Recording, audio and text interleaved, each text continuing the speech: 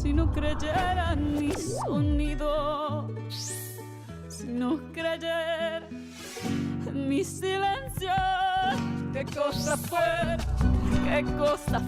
corazón, qué cosa fuera la masa sin candela. ¿Qué tal? Buenas tardes, bienvenidos a su programa Pulso Fórmula. Soy Claudia Corichi y como todos los domingos, le agradezco que nos permita acompañarlo ahí en donde nos esté viendo o en la comodidad de su hogar, por supuesto. Aprovecho para agradecer también a todo nuestro amable auditorio que nos ve desde los Estados Unidos a través del sistema Dish y de Comcast, incluyendo a nuestros paisanos del otro lado de la frontera que nos honran cada semana con su presencia. El día de hoy les tenemos preparado un programa muy interesante, sobre todo por lo que ha ocurrido en las últimas semanas en torno a reforma educativa aprobada este año, pero además porque nos estamos preguntando, ¿qué está pasando en términos de educación?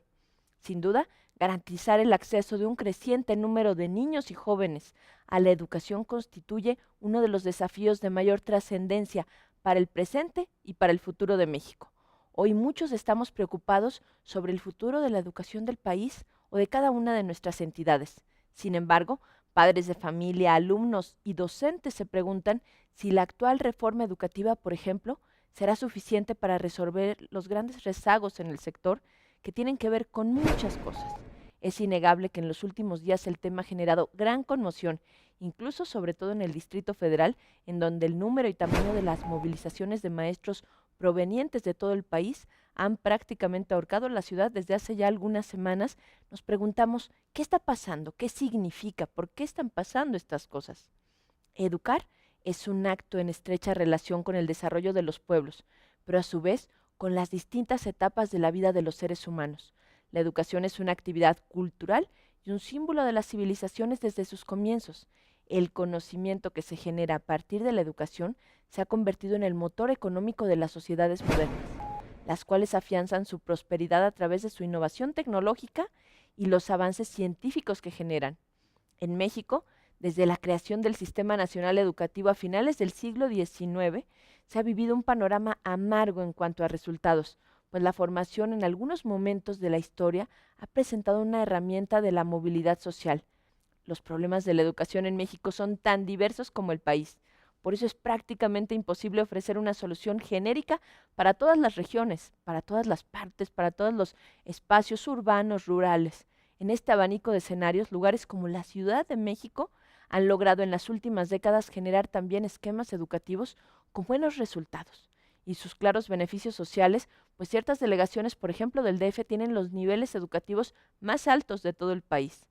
En este caso, por eso los invito a que reflexionemos el día de hoy sobre un tema tan complejo. ¿Cómo intervenir para que la educación sea una palanca de desarrollo para el país? ¿Cómo hacer para que los niños y jóvenes vean su futuro en las aulas y no en la delincuencia organizada, que tengan ese espacio? ¿Qué es lo que necesitamos también para cambiar o reformar, para que podamos conseguir una cultura del aprendizaje y del conocimiento? ¿Qué casos de éxito debemos tomar en cuenta? ¿Qué países son los que de verdad están evolucionando? Acompáñenos a resolver estas y otras dudas el día de hoy en Pulso Fórmula. Comenzamos. Hace mucho tiempo ya que debí haberte cantado. Siempre has estado allí tan dispuesto a enseñarnos, con esa paciencia que solo tiene un buen maestro y el amor a sus alumnos. Fuente de conocimiento, esmerado en tu quehacer, vives para dar a otros tu experiencia y tu avidez. No me había dado cuenta de que me mirabas, esperando a que te busque.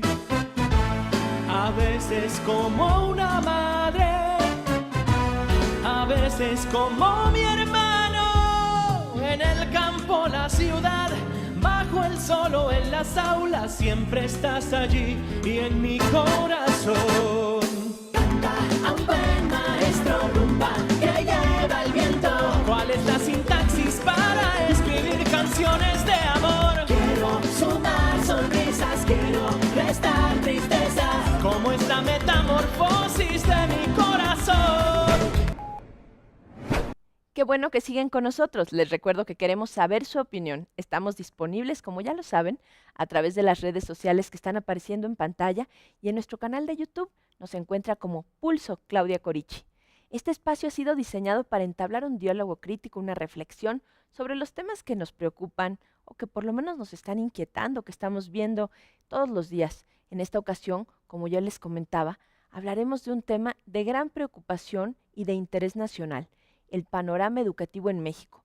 Y hoy especialmente vamos a hablar del caso del Distrito Federal, que al ser la ciudad más grande del país y también una de las más grandes del mundo, enfrenta un contexto histórico complejo, pero también de enormes oportunidades. Continuando con nuestro tema del día de hoy, déjenme compartirle algunos datos de nuestro país.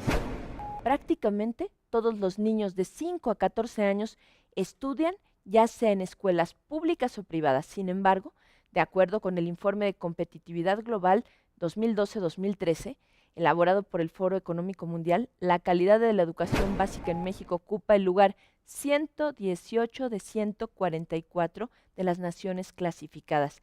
Es decir, estamos en uno de los peores lugares. Según datos del informe, únicamente 3 de cada 10 jóvenes de entre 19 y 23 años tienen acceso a la educación superior.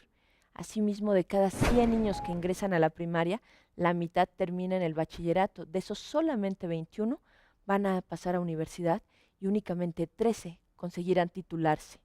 La Organización para la Cooperación y el Desarrollo Económico refiere que en México la inversión pública en educación supera la media, pero el gasto por alumno está entre los más bajos de las naciones que integran la OCDE.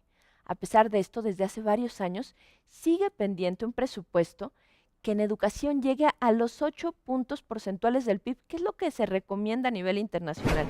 Sin duda, de esta forma no resulta sorprendente que México ocupe el tercer lugar mundial con más jóvenes que ni estudian ni trabajan, los que algunos han llamado ninis. Un 24% de la población, es decir, poco más de 7 millones de personas, están en esta circunstancia. La educación en México es un derecho consagrado en la Constitución, en donde se reafirma siempre su carácter gratuito, laico y obligatorio.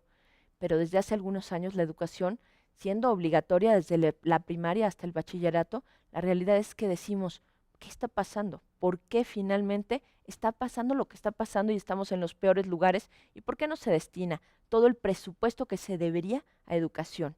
En la actualidad existen focos de tensión política y social que amenazan con muchos broncas, muchos problemas, por decirlo de otra manera, en todos los niveles educativos del país, particularmente la que es administrada e impartida por el Estado, debido a décadas de carencias presupuestales, el constante agotamiento de la oferta de educación pública, sobre todo en los niveles medio y superior, así como, no hay que dejar de verlo, problemas de corrupción que han definido a ciertos grupos claves del sistema educativo. No olvidemos que en el centro de la actual discusión, el mayor problema para generar cambios reside en suponer que la evaluación a profesores cambiará de fondo un problema que es también multifactorial, y así hay que verlo. Si bien el promedio de analfabetismo es de solo 3%, la distribución de analfabetos no es homogénea. Por ejemplo, en la delegación Benito Juárez es casi inexistente, aquí donde se ubican las instalaciones de Grupo Fórmula, pero en Milpalta, que es una delegación muy rural, es de casi el 5%. En educación superior se cubre el 30% de la población de 20 a 24 años de edad. No hay que olvidar que aquí, en el caso de la Ciudad de México, se presenta un escenario muy particular, pues concentra a 3 de las universidades más importantes del país, la UNAM, el Politécnico y la UAM. Además de esto, no hay que olvidar que la universidad, esta universidad autónoma de la Ciudad de México, que se ha creado desde 2001, es una opción también más para los jóvenes que desean ingresar a ese nivel escolar. Pero, ¿por qué está pasando de alguna manera esta disparidad en donde el Distrito Federal de alguna manera se ha empeñado en avanzar?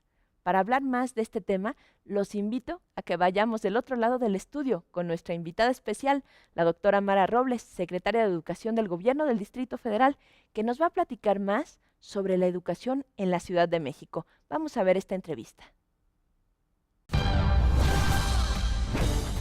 Vamos a una pausa y enseguida regresamos a este espacio de expresión plural, Pulso.